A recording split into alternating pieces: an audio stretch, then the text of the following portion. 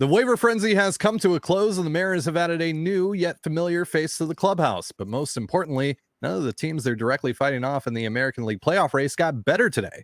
Let's talk about it here on the Locked On Mariners podcast. Colby, hit it.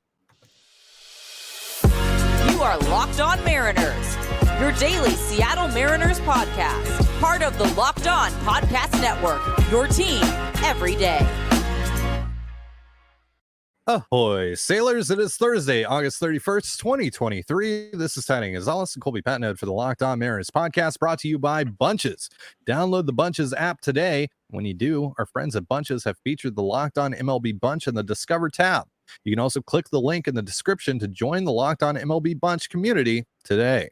Thank you so much for making us your first listen, subscribe, like, and turn on alerts if you're watching on YouTube, or subscribe and leave a 5-star review on your preferred podcast platform if you like what you hear. And if you're part of the crew and rock with us every single day, let us know in the comments below. And if you want to hear from us even more, please consider signing up for our Patreon.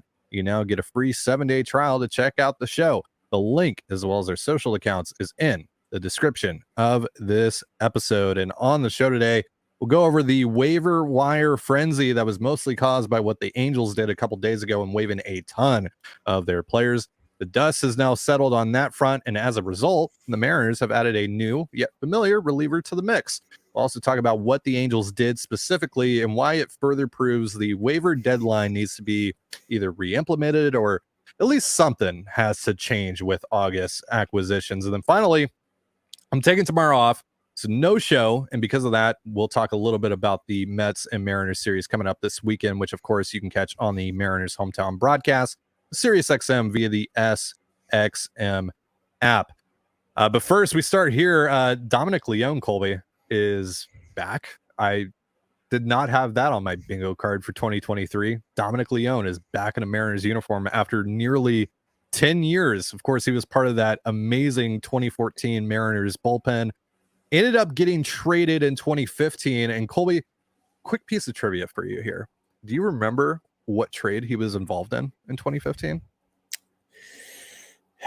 Was he traded to the Blue Jays? No. He did play for the Blue Jays, but not for a couple of years after that. Who was he traded to? St. Louis? The Arizona Diamondbacks. Oh. So this is pre-Jerry. Yep. This was 2015. Is this the Wellington Castillo trade?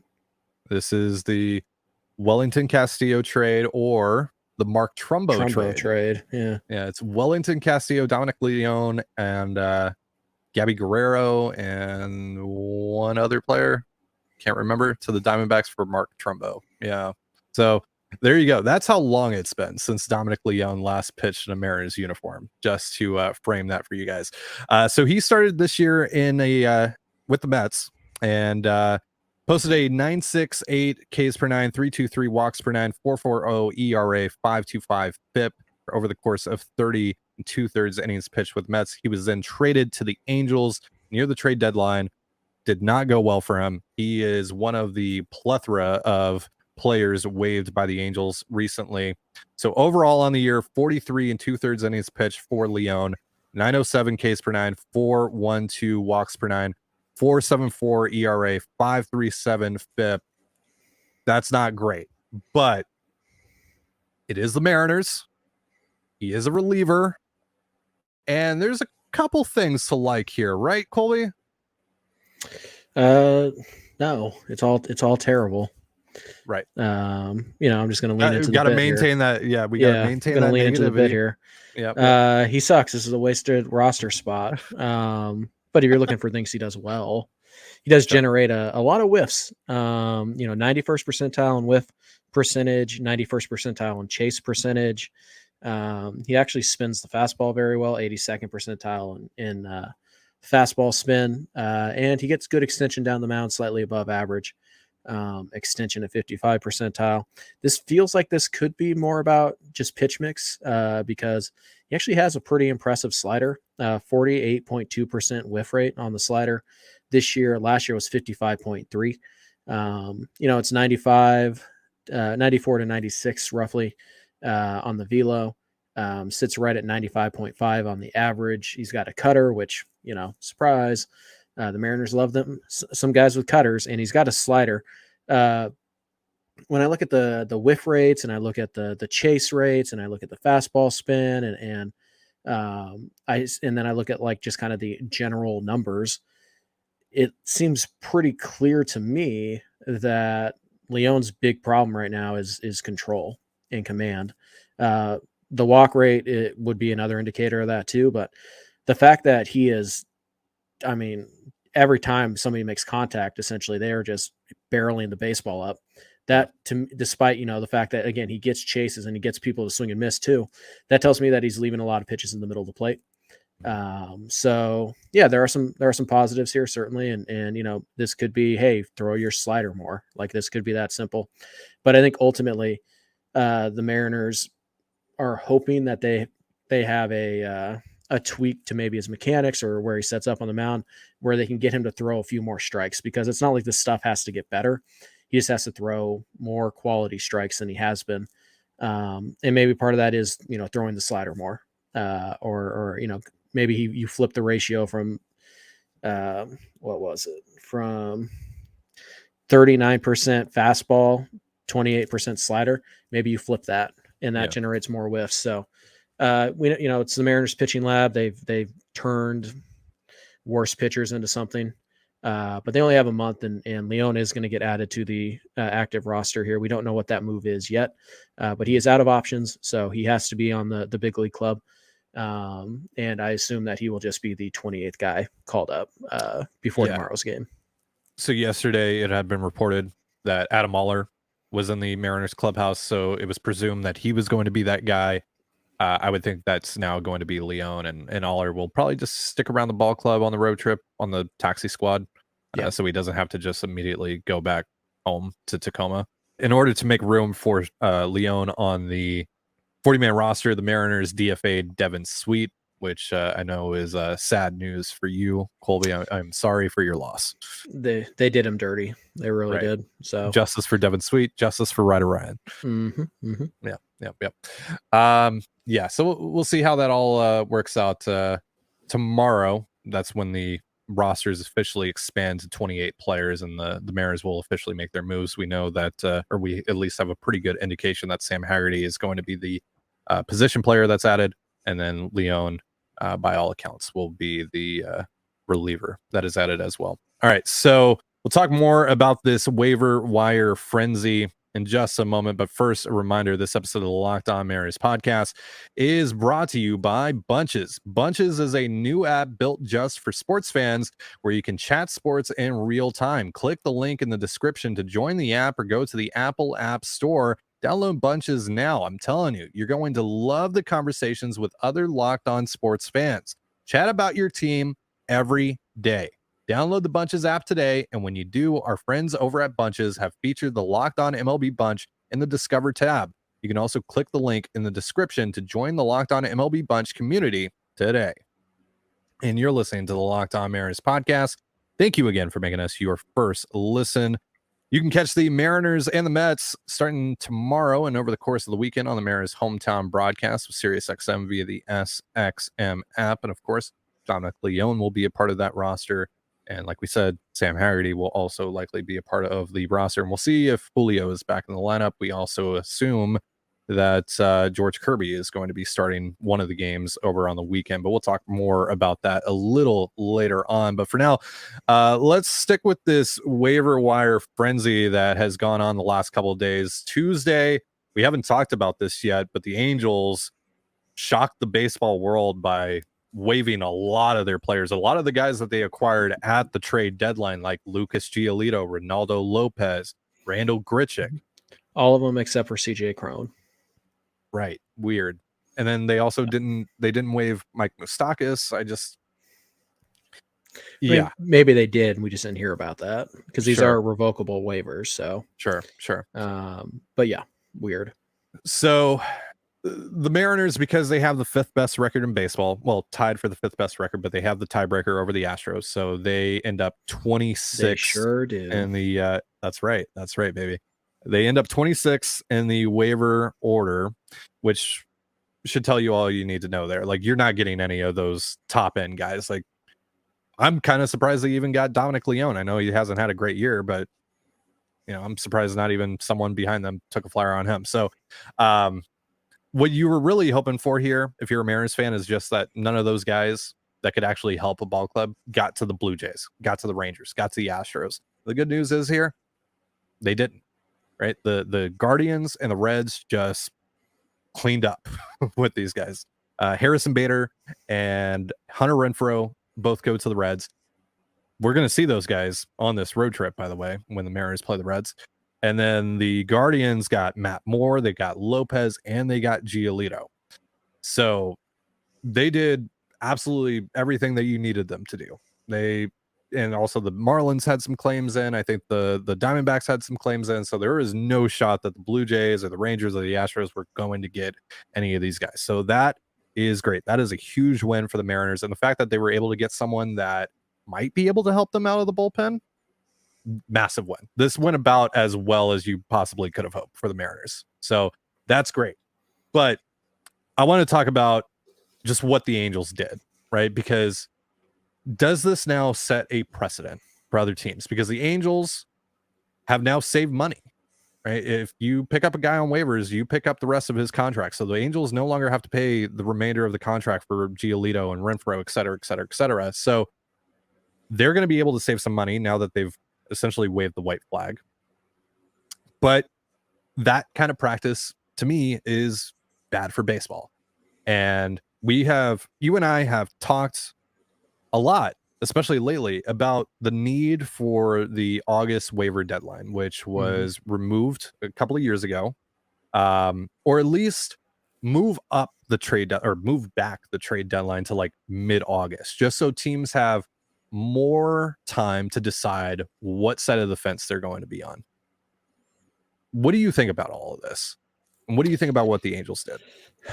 I think it's I think like in just a business sense, it makes sense. Like you're not going to win this year. You save some money, in particular for the Angels. They just barely get under the luxury tax threshold now. So now when they lose Ohtani this winter, they get a second round compensatory pick instead of a fourth round. And like that, sure, that all makes sense. I think this is one of those cases where business sense shouldn't be rewarded. I think this is bad for the fans, particularly in Anaheim, but I know there's only 3 of them and we talk a lot of smack about them, but you're big, like your team literally just gave up and you get why, and you've probably given up on the team anyways, but I think it's bad for baseball when you have teams literally just dumping players without anything in return just to save a couple $1,000,000. I think that's a bad look for baseball. I think it's kind of the opposite of what baseball should be. This is tanking without any like trying to even hide that you're tanking. Like, yeah, it's bad. It's a bad business practice for Major League Baseball as a whole. I get why the Angels did it. And I saw some people be like, oh, this is smart of the Angels. Like in a vacuum, yes, but it's also bad for Angels fans. And that's really what this is about, right? Angels fans are the ones who get hurt here.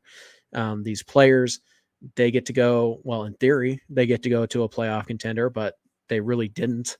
Maybe Renfroe and Bader, but Cleveland's not making the playoffs. Cleveland, basically just claimed all these guys to say, screw you to Minnesota, who also tried to claim all these guys, which I respect. I respect the pettiness.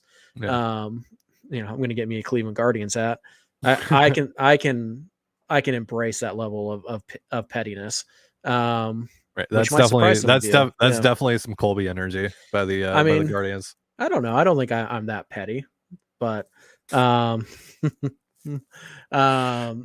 no, I think it's bad for baseball because it's bad for a fan base. And if this is the new norm, I think that it is a convenient way for owners to just save a little bit more money that they don't need to save at the expense of the fans, which is, I'm never going to be okay with. It's why I don't like when, we raise ticket prices 10%. And it's like, why?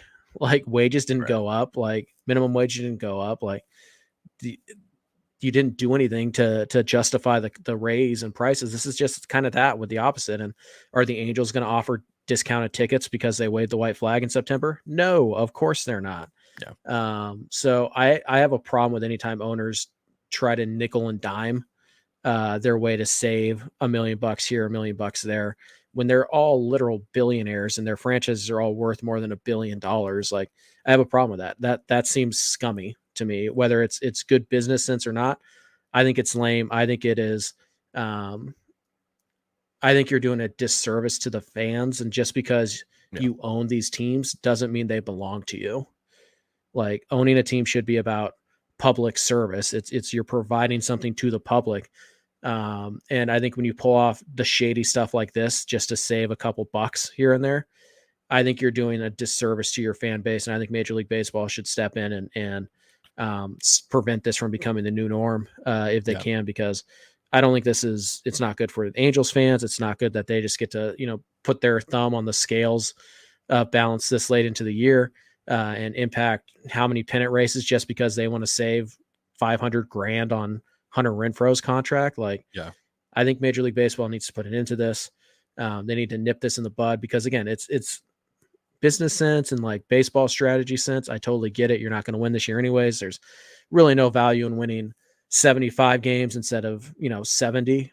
But for the fans, it is a slap in the face to them. And it's just, I am opposed to owners doing anything that saves them, $1.75 million. It's just nasty. scummy. Yeah, it's nasty stuff, and they should not be applauded for it whatsoever.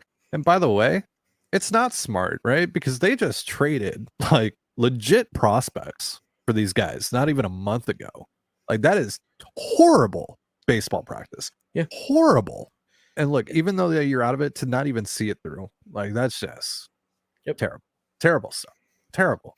So yeah, and you bet your bottom dollar that other teams are going to see this, and now they're going to be inspired to do something like this. And so how is that going to impact further playoff races, like in the future, right? How is that going to impact things? Because when I saw that, I was like, dude, now like a lot of these good teams that are contending that may not have done enough at the deadline, or maybe some injuries cropped up, like with the Blue Jays, right? Maybe the Blue Jays get bailed out here. Maybe the Rangers get bailed out with their bullpen, right? And are able to add a Matt Moore or Ronaldo Lopez or someone like that to their bullpen. Right. Like, they get bailed out without any like repercussions. Without paying really anything other than the remainder of the contract. Like, which is 1 month of a 6-month contract. Like, you're paying 1/6, 1/7 of whatever the salary is. That's nothing. Right. And so, obviously it didn't play out that way.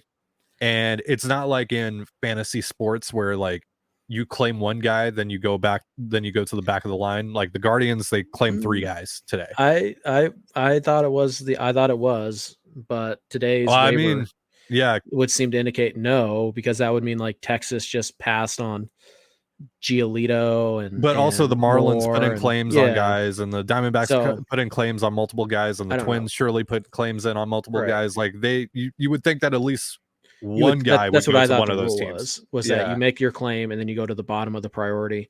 Like you prioritize your claim, right? Like if you want Lopez most, you put your claim in on Lopez, and then they go down the list like, okay, you're the highest team to put a claim in on Lopez, you get him. But then they don't go back to the top of the list for like Giolito.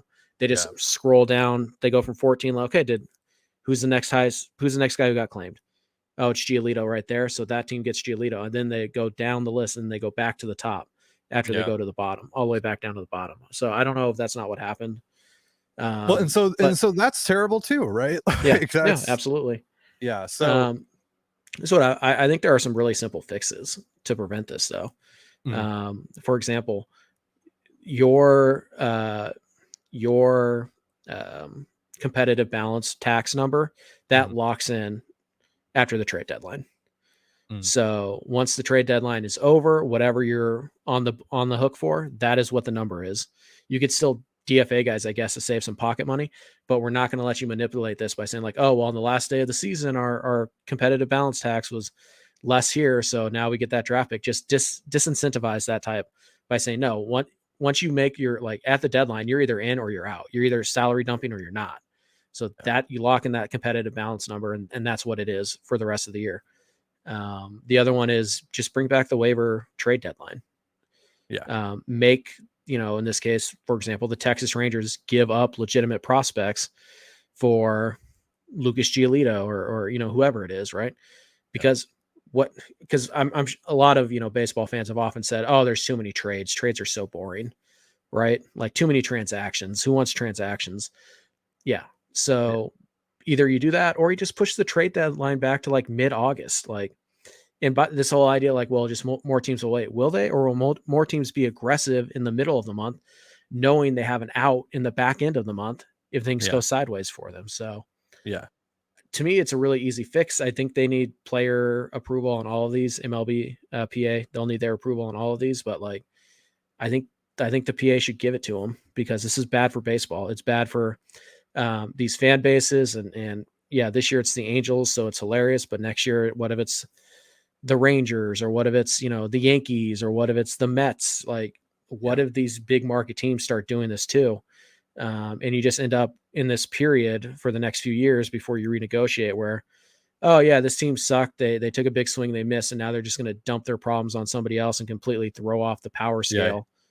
It's just here bad. just comes a wave of good players, right? It's like again in fantasy sports, like when you're out of it, you drop all your players. No, that's not how this should work. And it especially shouldn't work where like one team can get 3 guys or 4 guys. Yeah. Just because it worked out for the Mariners this time around doesn't mean it's something that you should continue to do or continue to root for. I think it's a really bad look for baseball. So to me, the answer is you nip this in the bud, and either you do that by locking in the competitive balance number on August 1st, or you push the trade deadline back to like August 15th, or you just bring back the waiver claim deadline and give everybody, and like, still look, like, that's not a perfect solution either, because Cleveland still could have claimed all those guys and kept them from going to Minnesota because they claim them. Either they work out a trade or the Angels dump them right on the Guardians, or they just say, never mind, we'll just keep them, right? Like, so you can still block teams from getting guys that you don't want them to get, but you're running the risk that you're going to get the salary dumped, or you have to work out a trade, or they just say, no, we're just going to keep them. Like, It's not a perfect system. For me, the ideal answer is just move the deadline back 2 weeks. There's no reason for it not to be. Yeah, absolutely. Yeah, because again, that's not going to mean that teams like the Angels are going to not do what they did at the deadline. Right. Like they'll still, like, if they feel like they have a chance to go for it, they'll go for it. But now that gives you more time to, because now that you have the additional wild card spot, now that you have 6 playoff teams, now you have a bunch of these teams that are like, I don't know what I want to do at the deadline. And I just don't think there's enough time, because it really doesn't clear out until about the midway point in August. Because now look at the American League wildcard situation, right? There's one team on the outside looking at that might have a shot. That's Toronto, right? Mm-hmm. Boston, yes, until this series against the Astros. Now they're probably squarely out of it. But like that whole picture is pretty much cleared up. The National League is a bit more of a mess, but still, like, it gives you more time to decide who you want to be as a team for the rest of the year. And I just there isn't a perfect answer, and there's definitely not a perfect answer that we're going to find, in the 10 minutes that we're talking about this, but something has to be done, because this is clearly not it. This is clearly not a good thing for baseball. Right. I mean, just real fast, because I know we got to run. When the Angels made all those trades, they were 56 and 51, still firmly in the middle of it. Yeah. That's on July 31st. When you look at where they were just 2 weeks later, which is, what to say, August 14. When you look at where they were by then, it was clear in just 2 weeks' time, they're not making the playoffs. They're out of it. They need to sell. And so you push that back. Teams will be more aggressive at the deadline, knowing that they could, because 2 weeks later, they're 2 games under 500, and they are, they are the, let's see, 1, 2, 3, 4, 5, 6. They're seven games or 7 teams back of the wild card after just 2 weeks, when they were one game where they were the first team out when they made all these trades. Yeah. Push the deadline back. Yeah. All right, let's talk about this Mariners and Mets series coming up this weekend. But first, a reminder, this episode of the Locked On Mariners podcast is brought to you by FanDuel. Get ready for the NFL season with incredible offers from FanDuel, America's #1 sportsbook.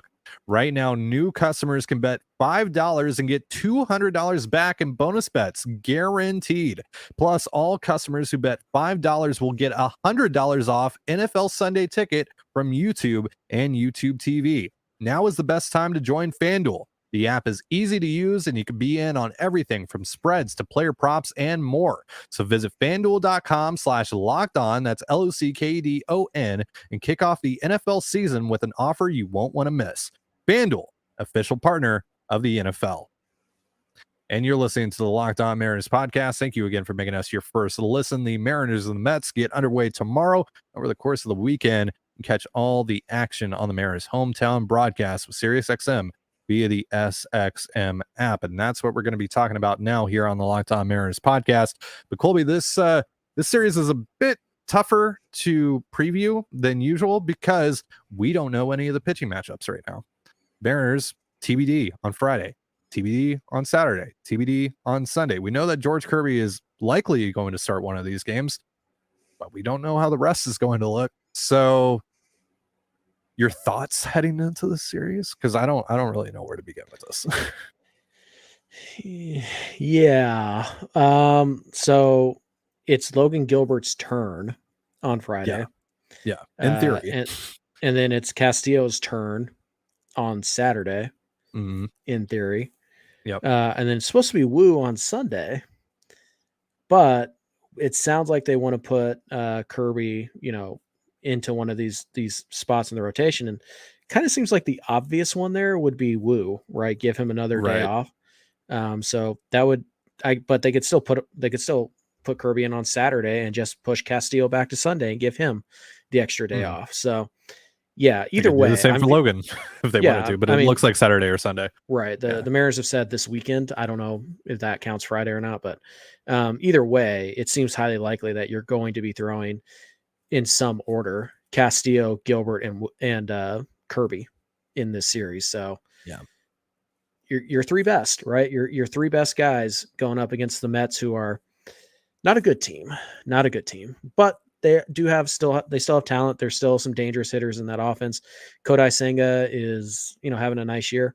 And then we don't know. It looks like McGill is going to start on Sunday. He's up and down fastball guy. That's a good matchup for Seattle. That's a heavy fastball usage guy. Saturday, we don't know who the Mets are throwing, so it's a little bit difficult. It is. Maybe it's Carrasco. It could be. I think it might end up being Carrasco, who went unclaimed today on waivers. So again, as per usual, the pitching matchups do favor Seattle, and also, as we always say, that doesn't matter whatsoever. Mm-hmm. But yeah, you are throwing your three best this weekend. I mean, you should be throwing your three best this weekend.